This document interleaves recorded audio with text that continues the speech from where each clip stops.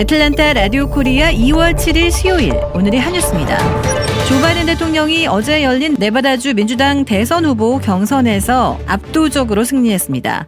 예비 경선 방식으로 치러진 경선 투표 결과 바이든 대통령이 손쉽게 승리를 거뒀습니다. 바이든 대통령은 개표가 75% 진행된 상황에서 89.6%의 압도적인 득표율을 기록했습니다.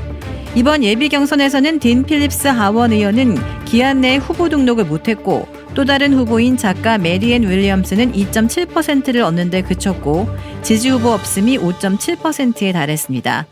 바이든 대통령은 앞서 지난 3일 치러진 민주당 첫 공식 경선인 사우스캐롤라이나 프라이머리에서도 96.2% 득표율로 압승했습니다.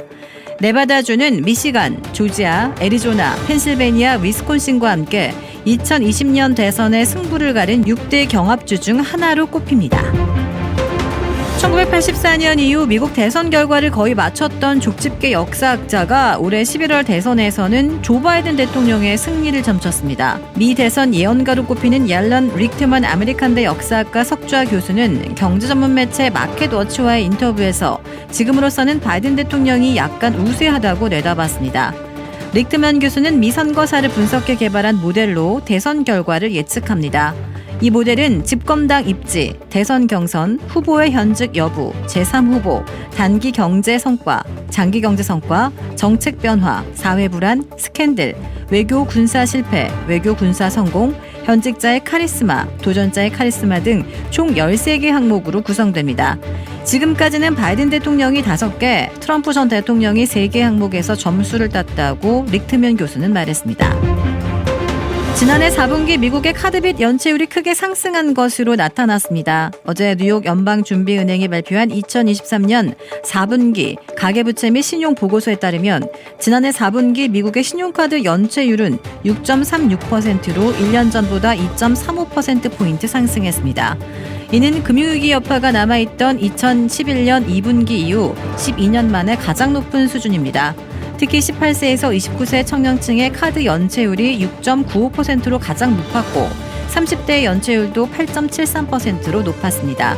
4분기 전체 가계부채는 17조 5,030억 달러로 1년 전보다 6,040억 달러 늘어난 것으로 집계됐습니다. 미국 경제가 예상을 뛰어넘는 호조를 보이며 큰 위기에 빠졌던 상업용 부동산도 위기 탈출의 조짐을 보이고 있습니다. 이 상업용 부동산의 양대 산맥인 오피스 빌딩들이 대거 아파트먼트로 전환하는 재건축 붐을 이루고 있는 가운데 쇼핑센터들도 되살아나고 있는 것으로 나타났습니다. 미국 내 리테일 쇼핑센터들은 비어있는 공간인 공실률이 2023년 말 기준 5.3%로 급락했습니다. 이는 2010년에 10% 이상에 비해 절반으로 급락한 것이자 15년 만에 최저치를 기록한 것입니다. 미국의 쇼핑센터들이 되살아나고 있는 것은 미국 경제에서 일자리 안정과 강세가 계속되자 미국민들이 지갑을 계속 열어 수요가 늘었기 때문에 사업도 활성화되는 선순환을 보이고 있기 때문으로 분석됩니다. 미국에서는 팬데믹의 여파로 오피스 빌딩과 쇼핑센터들이 많이 비어 상업용 부동산 위기가 촉발될 것으로 우려됐으나 미국 경제의 호조로 그 위기에서 탈출하고 있는 것으로 보입니다.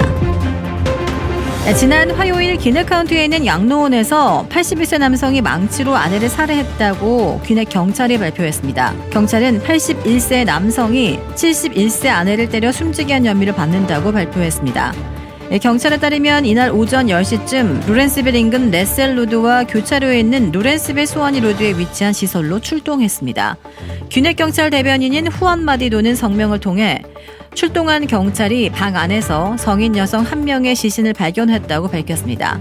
또한 경찰은 같은 방에서 여성과 함께 살았던 남성 용의자 1명을 구금했다고 발표했습니다. 또한 피고인은 아기를 가지고 여자의 머리를 망치로 여러 차례 때려 사망에 이르게 했다고 했습니다. 경찰은 리처드 헤이든의 악의적 살인, 중범죄 살인, 가중폭행 혐의로 기소됐다고 밝혔으며 현재 귀넷 교도소에 수감되기 전 병원에서 검사를 받고 있다고 전했습니다. 미시간주의 고등학교에서 총기로 다른 학생을 살해한 10대 소년의 모친이 살인죄 유죄 판결을 받았습니다. 학교 총기 난사 사건에 직접 관련이 없는 부모의 살인 혐의가 인정된 것은 미국에서 처음입니다. 어제 미시간주 오클랜드 카운티 법원 배심원단이 미필적 고의에 의한 살인 등의 혐의로 기소된 제니퍼 크럼블리에게 유죄를 판결했습니다.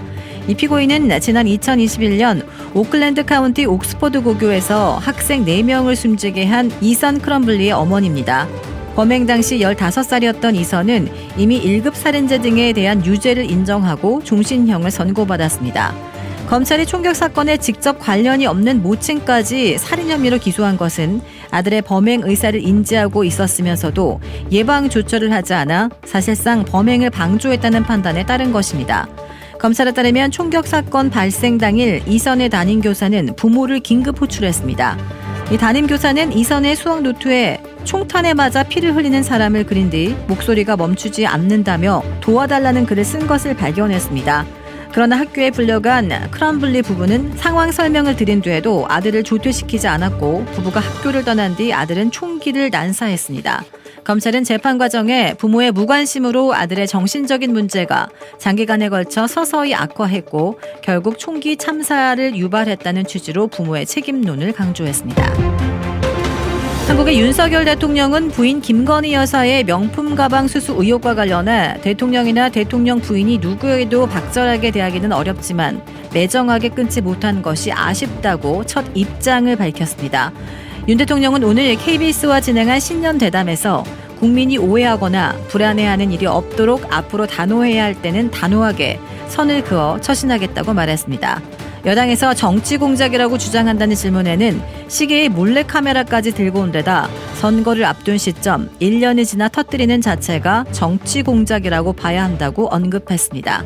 윤 대통령은 배우자 일정을 전담 보좌하는 제2부속실은 예방보다는 사후 감찰용이라고 밝히면서도 비서실이 검토하고 있다고 설명했습니다. 주택 구매뿐만 아니라 커머셜, 웨어하우스, 비즈니스 건물까지 부동산계의 큰손 이주환 부동산. 크레딧 카드 빚 최대 80%까지 탕감.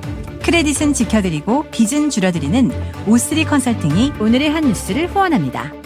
이상 애틀란타 라디오 코리아 2월 7일 수요일 오늘의 한 뉴스의 고지선이었습니다.